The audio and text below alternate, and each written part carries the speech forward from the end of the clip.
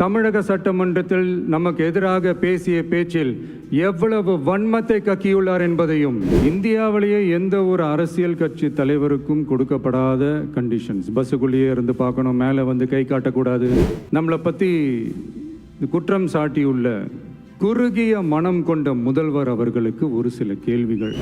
இந்த கபட நாடக திமுக அரசோட தில்லுமுல்லுகளை தாங்கி பிடிக்க இயலாமல் உச்சநீதிமன்றத்தில் திக்கு திணறி நின்றது.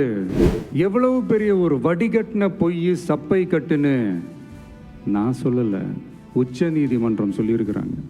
உச்சநீதிமன்றம் தமிழக அரசின் தலையில் ஓங்கி நறுக்கு நறுக்கு நறுக்கு என்று கொட்டியதை அடுத்து நான் சொல்ல போகிற அந்த ஒரு வரியை சொல்வதற்காக எத்தனை நாட்கள் நான் காத்திருந்தேன் என்பது எனக்குத்தான் தெரியும். தர்மத்தாயின் தவ புதல்வரே, தமிழக வெற்றி கழகத்தின் தலைவரே, வருக வருக வருக. தலைவரின் தலைமை உரை. என் நெஞ்சில் குடியிருக்கும்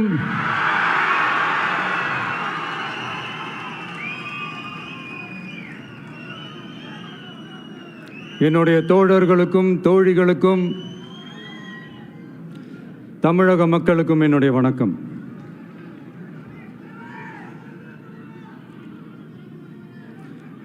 நம்ம குடும்ப உறவுகளை இழந்ததுனால சொல்ல முடியாத வேதனையிலும் வலியிலும் இவ்வளோ நாளாக இருந்தோம். அப்படிப்பட்ட அந்த சூழலில் நம்ம சொந்தங்களின் மனம் பற்றி இருக்க வேண்டியது நம்மளுடைய கடமை. அதனால தான் அவங்களோட சேர்ந்து அமைதி காத்து வந்தோம். ஆனால் இப்படி அமைதி காத்து வந்த நேரத்தில் நம்மளை பற்றி வன்ம அரசியல் வலைகள், அர்த்தமற்ற அவதூறுகள்னு இந்த மாதிரி நிறையா விஷயங்கள் நம்மளை பற்றி பின்னப்பட்டன, பரப்பப்பட்டன. இது எல்லாமே வந்து சட்டம் மற்றும் சத்தியத்தின் துணை கொண்டு துடைத்து எறிய தான் போகிறோம்.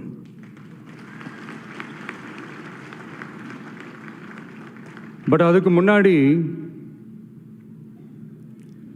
தமிழக சட்டமன்றத்தில் நமக்கு எதிராக நிகழ்த்தப்பட்ட ஒரு உரைக்கு ஒரு நாகரிக பதிலடி கொடுக்கணும்னு நான் நினைக்கிறேன்.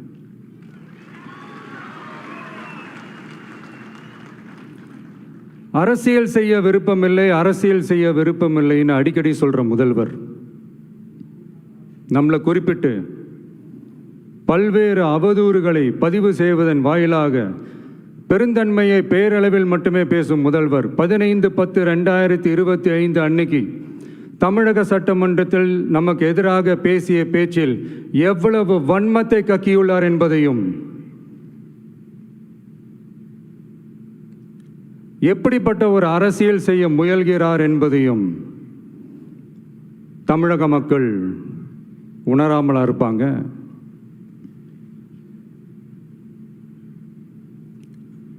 இந்த கரூரோடு சேர்ந்து 5-6 மாவட்டத்துக்கு இந்த மக்கள் சந்திப்பு நிகழ்ச்சிகள்லாம் நடத்தியிருக்கிறோம், போயிருக்கிறோம். அங்கெல்லாம் இந்த லாஸ்ட் மினிட் வரைக்கும் எங்களுக்கு அந்த இடம் கொடுப்பாங்களா மாட்டாங்களா, பெர்மிஷன் தருவாங்களா மாட்டாங்களா, இப்படியே இழுத்து அடிச்சுக்கிட்டு இருப்பாங்க. தான் நாகப்பட்டினத்தில் சொன்னது மாதிரி தான், நாங்கள் ஒரு இடம் செலக்ட் பண்ணி கேட்போம், மக்கள் நல்லா ஸ்பேஷியஸாக நின்று பார்க்குற மாதிரி. பட் அவங்க அதையெல்லாம் ரிஜெக்ட் பண்ணிவிட்டு மக்கள் நெருக்கடியோடு நின்று பார்க்குற மாதிரி ஒரு இடத்த செலக்ட் பண்ணி எங்களுக்கு கொடுப்பாங்க. இது வந்து டிஃபால்ட்டாக எல்லா இடத்துலையும் இந்த ஒரு ஆர்கியூமெண்ட் நடந்துகிட்ருக்கோன்னு வைங்க. அது மட்டும் இல்லை, இந்தியாவிலேயே எந்த ஒரு அரசியல் கட்சி தலைவருக்கும் கொடுக்கப்படாத கண்டிஷன்ஸ், பஸ்ஸுக்குள்ளேயே இருந்து பார்க்கணும், மேலே வந்து கை காட்டக்கூடாது, இப்படிலாம் ஒரு அதீத கட்டுப்பாடுகளை கொடுத்த உடனே எங்கள் சைட்லேருந்து ஒரு அறிக்கையும் வெளியிட்டோம். அது மட்டும் இல்லை, தமிழக வெற்றி கழகம் சார்பாக அனைத்து கட்சிகளுக்கும் சமமாக ஒரு முறையான ஒரு பொது வழிகாட்டு முறைகள், எஸ்ஓபிஸ்ன்னு சொல்லுவாங்க, அதையும் வழங்கணும்னு சொல்லி உயர்நீதிமன்றத்தையும் நாடி இருக்கணும். இதுவும் தமிழக மக்கள் உணராமலாக இருப்பாங்க. இப்படி ஒரு அரசியல் காழ்ப்புடன், நேர்மை திறனற்று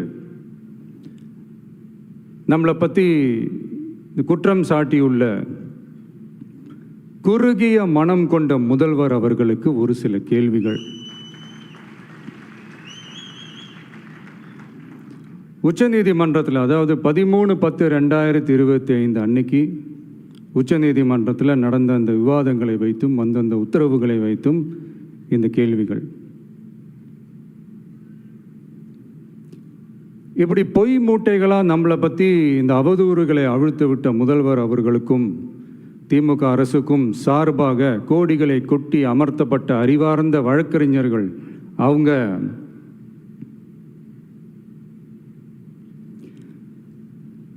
இந்த கபட நாடக திமுக அரசோட தில்லுமுல்லுகளை தாங்கி பிடிக்க இயலாமல் உச்சநீதிமன்றத்தில் திக்கு திணறி நின்றது முதல்வர் அவர்களுக்கு மறந்துவிட்டதா? இந்த கரூர் சம்பவத்துக்கு அப்புறமே அவசரமாக ஒரு தனிநபர் ஆணையம், அந்த தனிநபர் ஆணையத்தை அவமதிக்கிற மாதிரி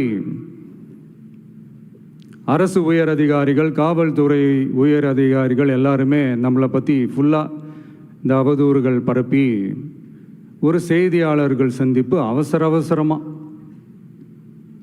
இதெல்லாம் ஏன் நடக்குது? எதுக்காக நடக்குது அப்படின்னு ஒட்டுமொத்த தமிழக மக்களும் கேள்வி கேட்க ஆரம்பித்தாங்க. இதுவும் தமிழக முதல்வர் மறந்துட்டாரா? அதுக்கப்புறம் அந்த தனிநபர் ஆணையத்தை தலையிலேயே கொட்டி வீட்டுக்கு அனுப்பிச்சிட்டாங்க. அது வேறு விஷயம்.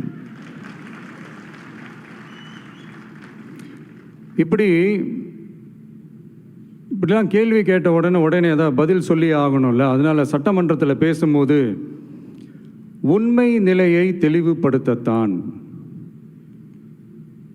அப்படின்னு ஏதோ இந்த சட்ட ரீதியாகவும் சத்தியத்திற்காகவும் நடந்தது போல ஏதோ சாமர்த்தியமாக பேசுகிறதா நினச்சி பேசியிருக்காங்க. இப்படி ஒரு 50 வருஷமாக பொது வாழ்க்கையில் இருக்கிற ஒருத்தவங்க ஒரு முதல்வர் அவர்கள் சொன்னது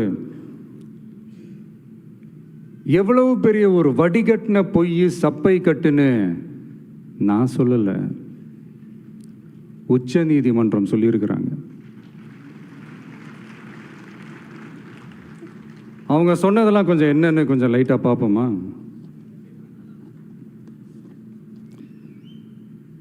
The comments which have been made before the media by the top officers of the police department may create doubt in the minds of the citizenry on impartiality and fair investigation. The faith and trust of the general public on the process of investigation must be restored in the criminal justice system. அதாவது அரசு காவல் உயர் அதிகாரிகள் ஊடகங்களிடம் பேசியது என்பது பொதுமக்களிடையே நியாயமான விசாரணை நடக்குமா என்ற சந்தேகத்தை ஏற்படுத்தக்கூடும் என்றும், நியாயமான விசாரணை மூலமே அந்த சந்தேகத்தை மீட்டெடுத்தே ஆக வேண்டும் என்றும் உச்சநீதிமன்றம் தமிழக அரசின் தலையில் ஓங்கி நறுக்கு நறுக்கு நறுக்கு என்று கொட்டியதை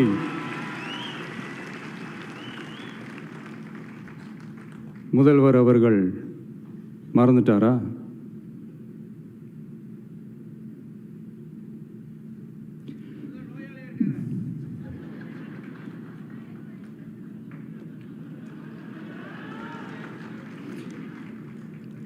மாண்புமை சென்னை உயர்நீதிமன்றத்தின் மாண்புமிகு நீதியரசர் SIT அமைத்து உத்தரவிட்டார் அல்லவா?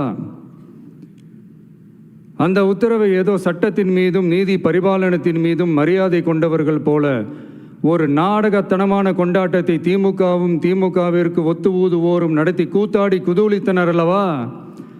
தாவேகாவிற்கு எதிராகவும் நமக்கு எதிராகவும் உயர்நீதிமன்ற மாண்புமிகு நீதியரசர் தீர்ப்பளித்து விட்டதாக விதந்தோதி விழா எடுத்தனர் அல்லவா?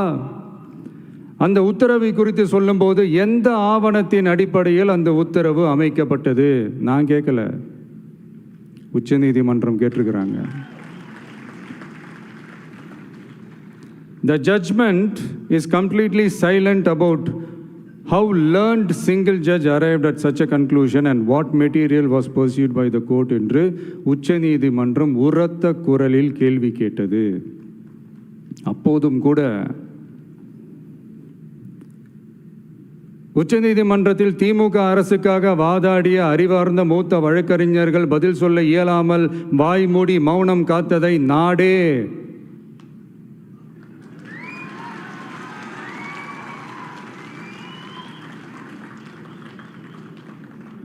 பார்த்ததல்லவா?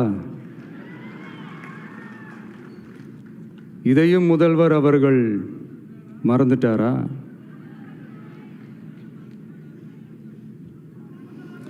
Such petition ought to be dealt with by the division bench, registering as public interest litigation in right earnest and not to be dealt with by a single bench. அதாவது பொது வழிகாட்டு முறைகளான எஸ்ஓபி அமைக்கப்பட்டு வெளியிட வேண்டும் என்ற கோரிக்கையுடன் வந்த ரிட் மனுவை நீதிபதிகள் டிவிஷன் பெஞ்ச் தான் கையாள வேண்டும், தனி நீதிபதி பெஞ்ச் கையாளக்கூடாது என்றும் உச்சநீதிமன்றம் சொன்னதல்லவா? அது மட்டுமா, கோரிக்கையே இல்லாமல் எஸ்ஐடி அமைக்கப்பட்டது எந்த வகையில் சரி என்றும் கேள்வி எழுப்பியது உச்சநீதிமன்றம். இது எல்லாமே அறியாமலோ இல்லை அறியாதது போலவோ உச்சபட்ச அதிகார மயக்கத்தில் இருந்து பேசினாரோ முதல்வர் அவர்கள்? மனிதாபிமானம், அரசியல் அறம், மாண்பு இதெல்லாம் எதுவுமே இல்லாமல் வெறும் பேச்சில் மட்டுமே பேசிக்கிட்டு அரசியல் ஆதாயம் தேடுற ஆட்டத்தை ஆடத் தொடங்கிவிட்டார் முதல்வர் அவர்கள்.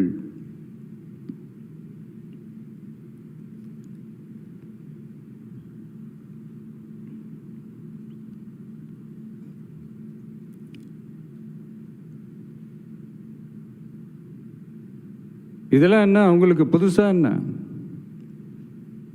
1969க்கு அப்புறமே எப்போ கட்சி அவங்க கைக்கு வந்ததோ,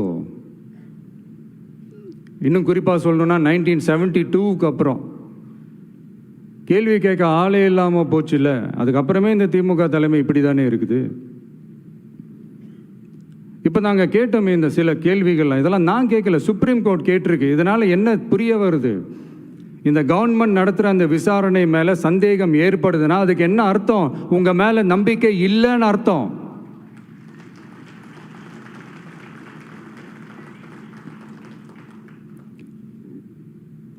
இதெல்லாம் ஏன் எதுக்காகன்னு முதல்வர் அவர்களுக்கு புரியுதா?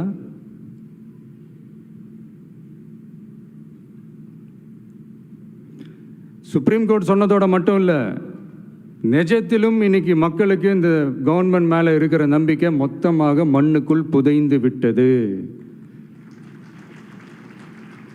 இதுவாவது முதல்வர் அவர்களுக்கு புரியுதா? புரியலனா 2026 தேர்தலில்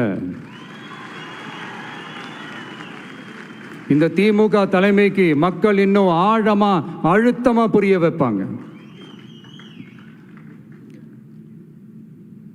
அப்போ கூட இவங்க என்ன பண்ணுவாங்க தெரியும்ல, 5 வருஷத்துக்கு ஒரு வாட்டி பழக்க தோஷத்தில் ஒரு அறிக்கை ஒன்று வெளியிடுவாங்களே, மக்கள் தீர்ப்புக்கு தலை வணங்குகிறோம் அப்படின்ட்டு அந்த அறிக்கையை வெளியிட்டுட்டு இப்போ அறிவாலயத்தில் போய் ஓடி ஒளிஞ்சுப்பாங்க. இப்போவே ரெடி பண்ணி வச்சுக்கோங்க அந்த அறிக்கையை. எப்படி? மக்கள் தீர்ப்புக்கு தலை வணங்குகிறோம்.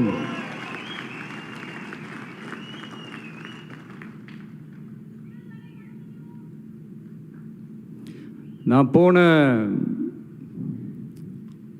பொதுக்குழுவில் சொன்னதை தான் இங்கே நான் திரும்பவும் சொல்கிறேன். இயற்கையும் இறைவனும் நம் தமிழக சொந்தங்களின் வடிவில் மாபெரும் மக்கள் சக்தியை நம்ம கூடவே நிற்கும் போது எம் மக்களுக்கான அரசியலை தடுப்பவர் எவர்? அதனால் தோழர்களே, நமக்கு வந்திருக்கிற இந்த இடையூறு வெறும் டெம்பரவரி மட்டும்தான். எல்லாத்தையும் தகர்த்தெறிவோம், மக்களோட கை கோர்த்து நிற்போம், மக்களோட களத்தில் போய் நிற்போம். நம்ம பயணத்தில் தடம் மாறவே மாட்டோம். இப்பவும் சொல்றேன், 2026 2 பேருக்கு நடுவில் தான் போட்டியே. ஒன்று இன்னொன்று,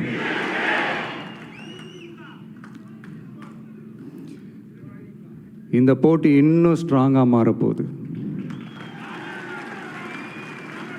100% வெற்றி நமக்கு. வாகை சூடுவோம், வரலாறு படைப்போம், கான்பிடண்டா இருங்க, நல்லதே நடக்கும், வெற்றி நிச்சயம். மீண்டும் சந்திக்கும் வரை நன்றி, வணக்கம்.